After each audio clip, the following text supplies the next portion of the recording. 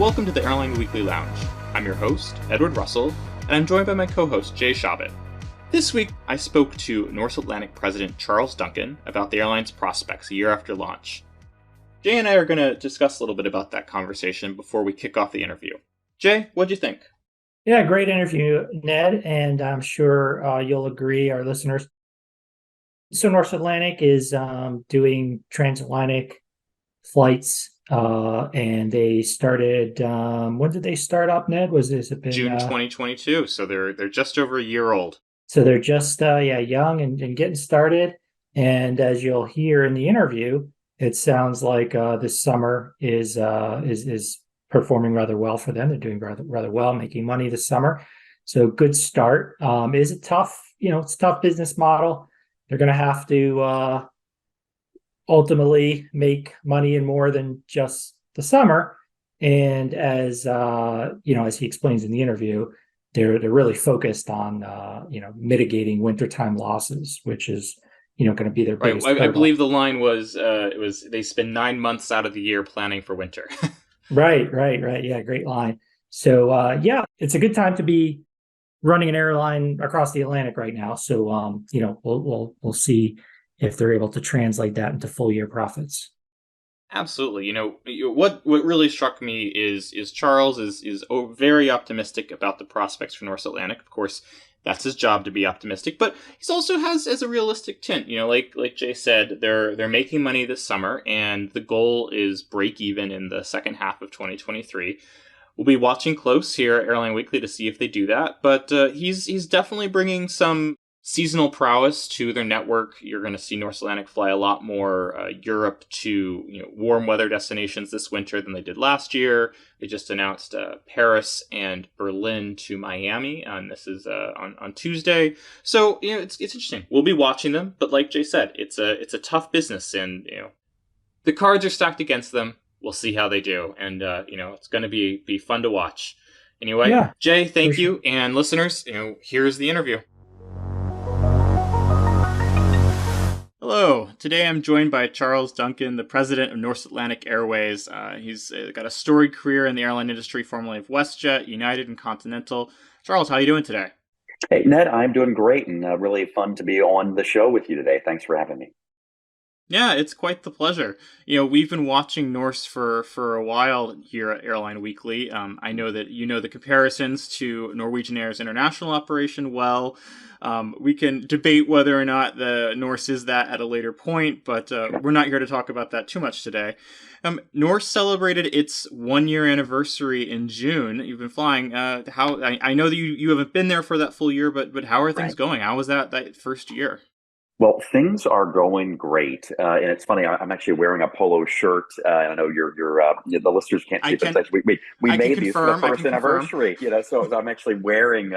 And this was something that we did. And actually, on the sleeves, I have Rolls-Royce and Boeing logos, and this is a partnership with two of our most important OEM partners, and then we actually got them out to the 1,000-odd employees at Norse all over the system.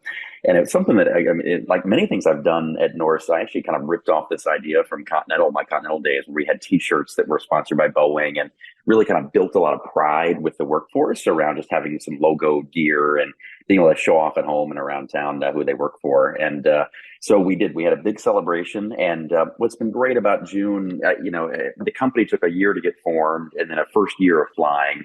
So now we're sort of entering that third year, if you think about it, from the very beginning of its formative stage.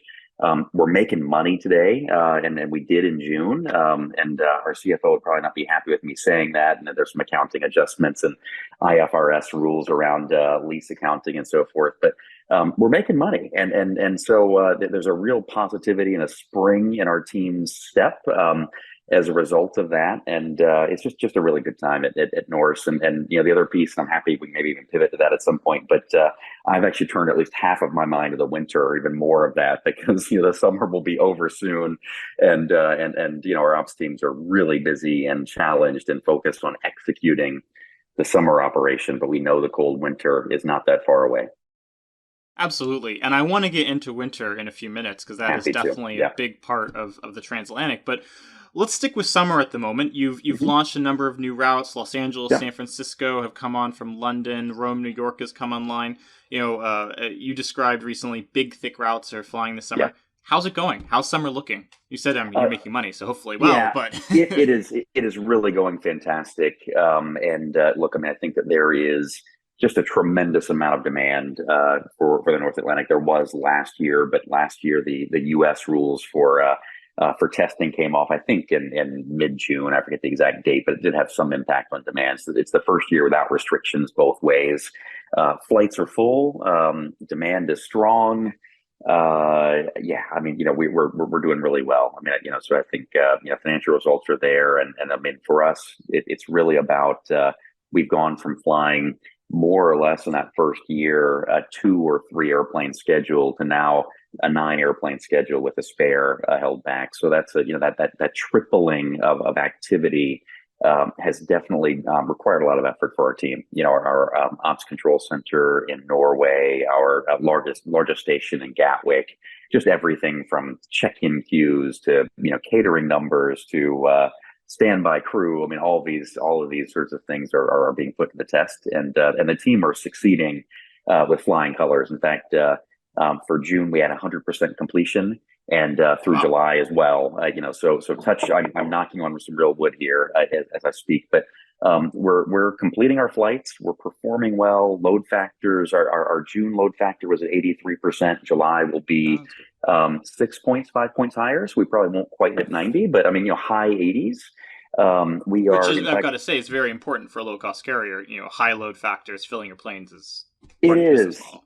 Oh, absolutely. We've got to be. In fact, our premium cabin load factors are higher than our economy load factor by a point or so. So we're filling the premium cabin. And the other piece that that kind of really frustrates me. You mentioned a bit of my career. My first job was as a revenue management analyst at Continental Airlines, and I learned there the importance of overbooking. And of course, it was paper tickets. We had high no-show rates in those days. We are overbooking our flights, but far too modestly. And the revenue management team is sick of hearing me talk about that. But I think we could actually hit a 90% load factor if we were a bit more assertive and aggressive in overbooking. But to be honest, our teams aren't quite ready. Our systems aren't quite robust. And so we're taking, intentionally a more conservative approach. But these are all just, part and parcel with being a startup and getting our systems in place and learning to sort of crawl, walk, run, if you will. But the summer's great. I think it's been really inspiring, really encouraging. Our crew are busy. They're working a lot of hours. Because a lot of them have been sitting around asking us for the last year, when are we going to start flying? I signed on and I want work. And so it's been frustrating for a lot of our people that we haven't had enough flying for them. And of course, we had to hire, do the recruitment and all of that months in advance of the flying. And now that we have the flying here, it's gratifying, And I've told the team, hey, at this point, be careful what you wish for, because we are just so busy, right? It's a good, it's good problems definitely to be flying like that, and you really, it's impressive to see how you've turned London into such a big base for Norse Atlantic.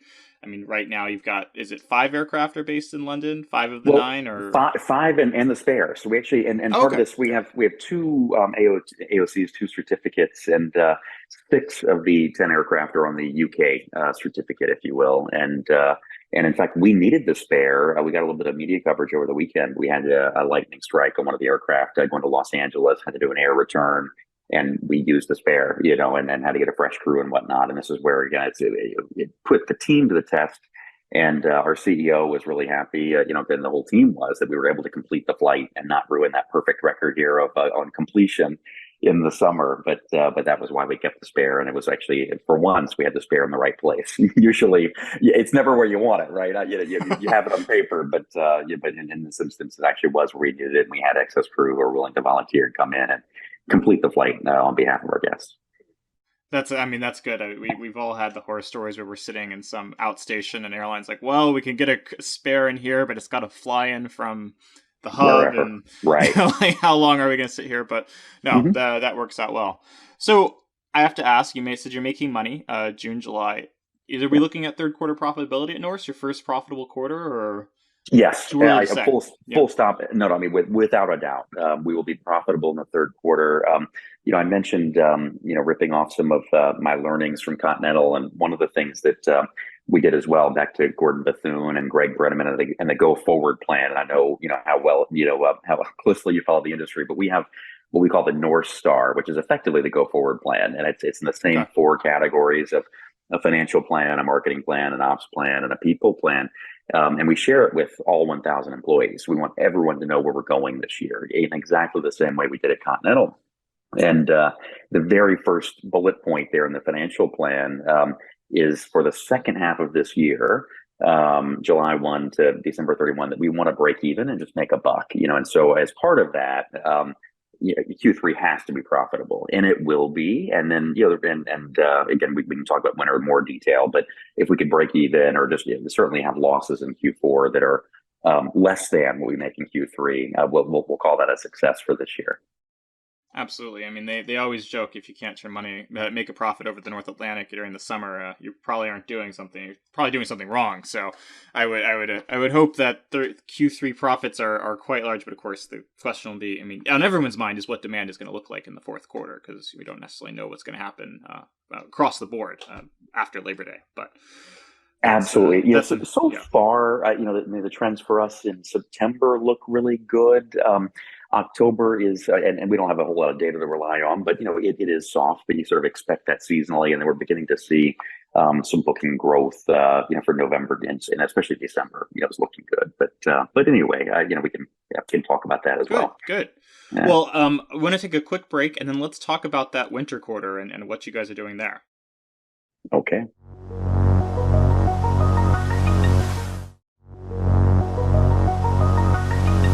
And we're back.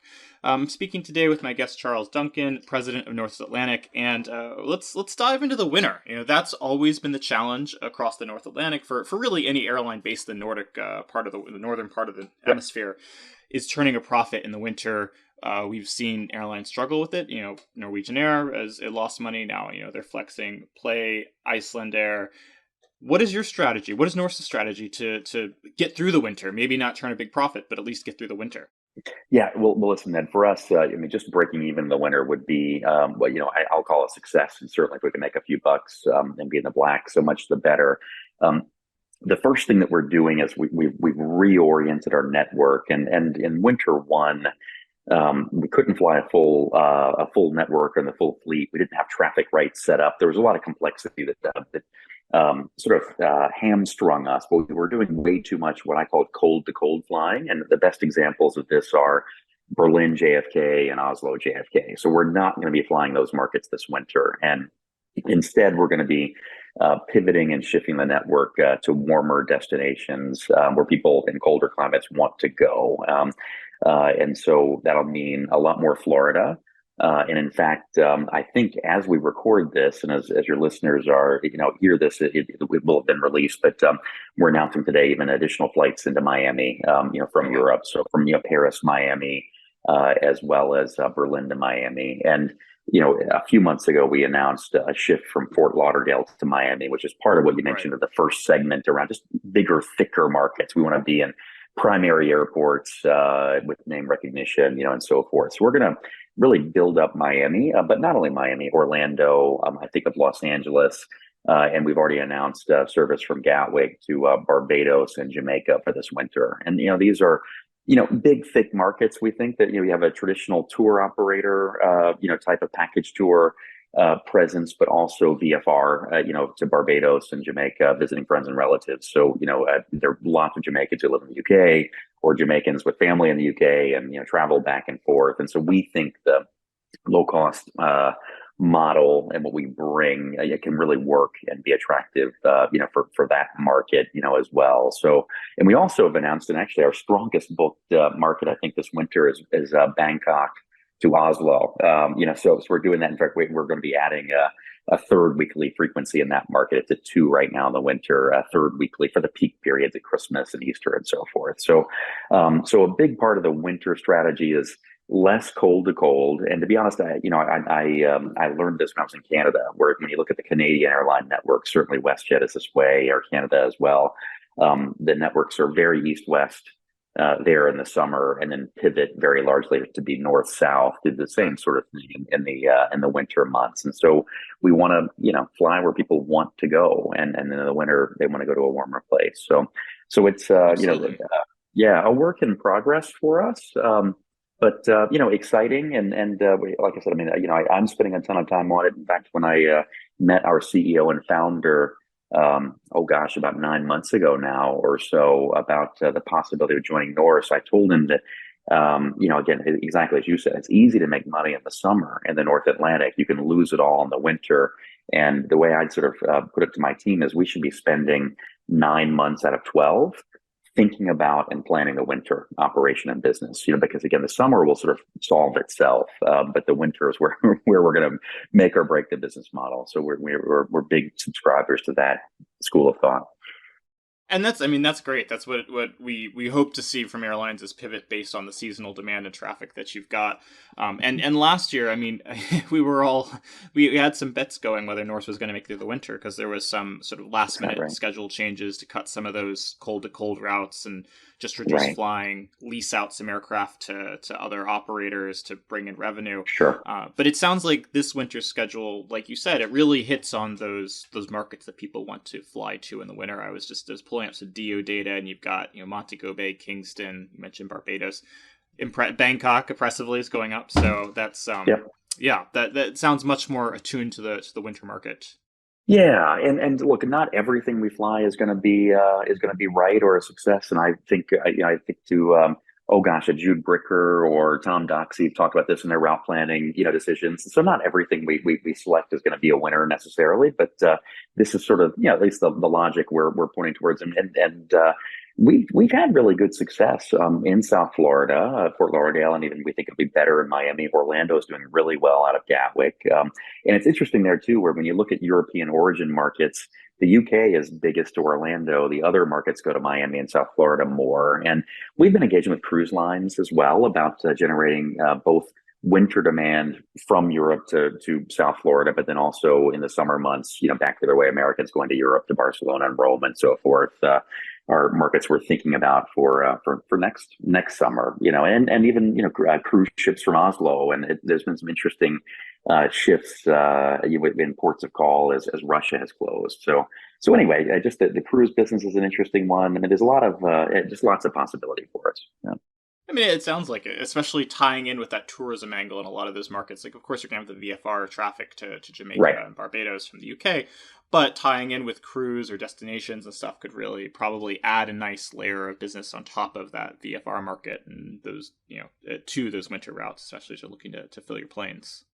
Well, that's right. I mean, our anchor, our thickest route, our trunk route is JFK to London. Of course, we'll serve that year round. But when you look at who's on that airplane, it's leisure travelers, it's people making connections on both ends.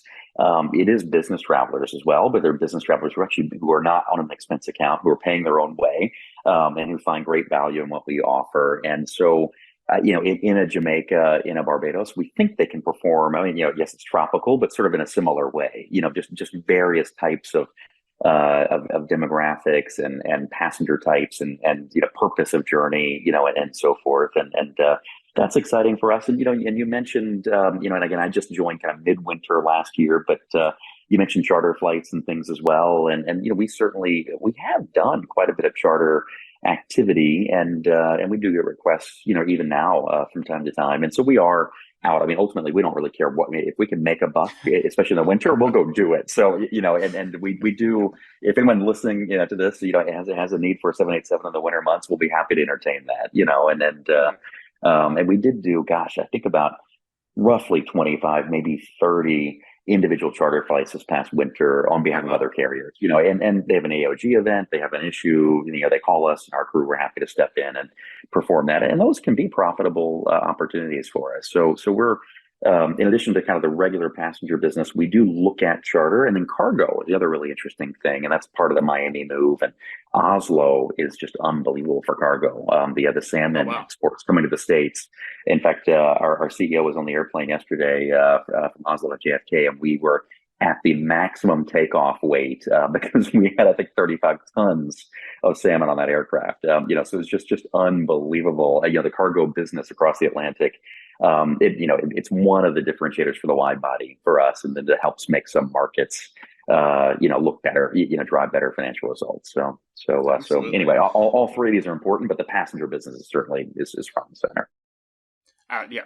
Well, yes, and all of it, like you said, every revenue stream is possible. Something you mentioned actually interested me. You mentioned connections on both end of New York, London. I'm sure your routes.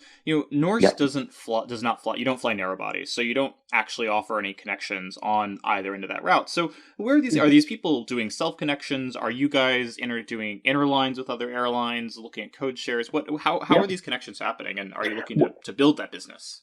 Yeah, so there are a number of self connections. I just know anecdotally when I'm on the airplane talking to people who are going to come into the counter, and we have customers who are showing up at the counter 5, 6, 7 hours early, and so I'll go and talk to them, and we're not even open yet, hey, where are you coming in from? And they're self connecting and whatnot. So that is happening.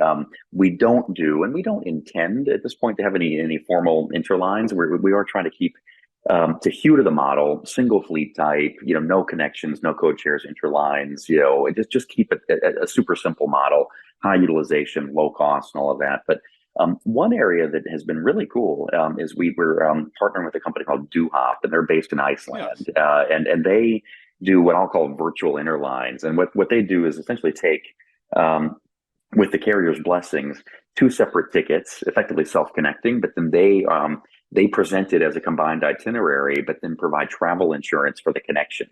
And 0.7% of the connections they sell break, and then they buy a ticket on another carrier, and get you home, or whatever it is. I mean, same carrier or others. And so that works really well. I would say it's mid-single digits in terms of the percentage of our volume is coming through, and so when you think about it, that's not insignificant. I mean, it sounds small, but it's not insignificant.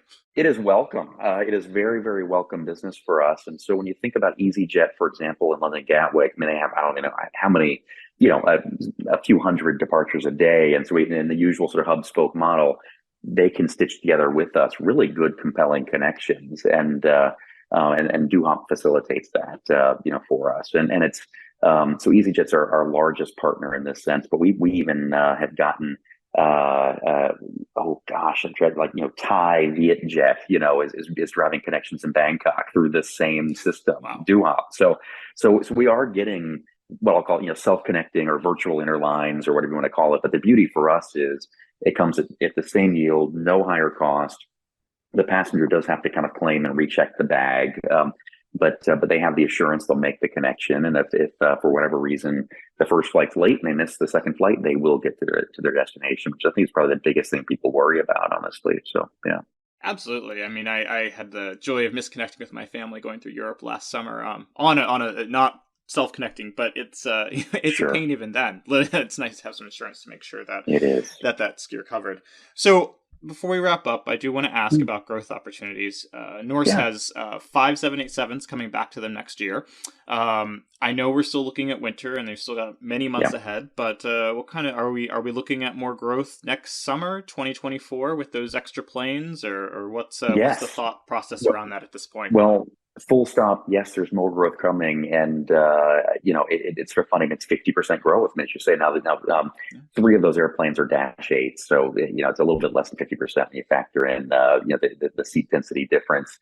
But our team, we're literally reviewing our summer performance right now, and the plan is to have all 5 of those airplanes available to us for next summer. So they're leased out to another operator now. We're working through the lease return dates and so forth, so we'll have access to them for pre-summer and into the height of summer. And so we're reviewing everything. I mean, all opportunities. I mean, you'll probably see some. I even in my own mind don't know what we'll be doing. We haven't made any decisions, but expect some announcements. Late fall, because one of our lessons has been too that.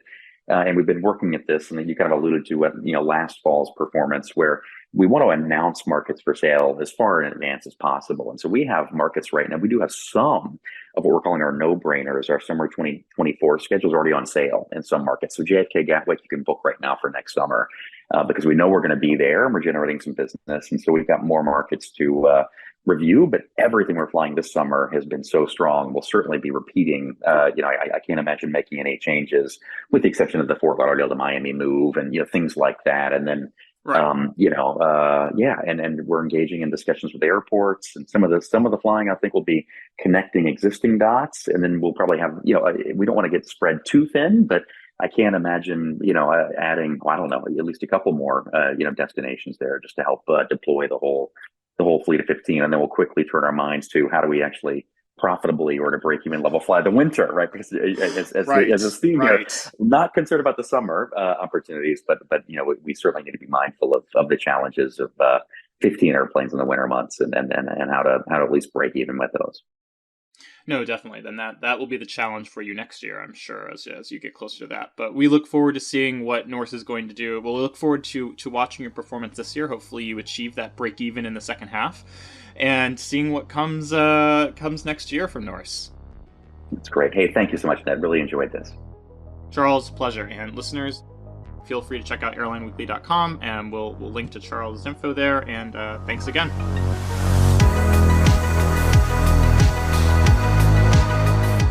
Thank you for joining us for this week's episode of the Airline Weekly Lounge podcast. Check out airlineweekly.com for a new issue every Monday and updates on the latest airline news throughout the week.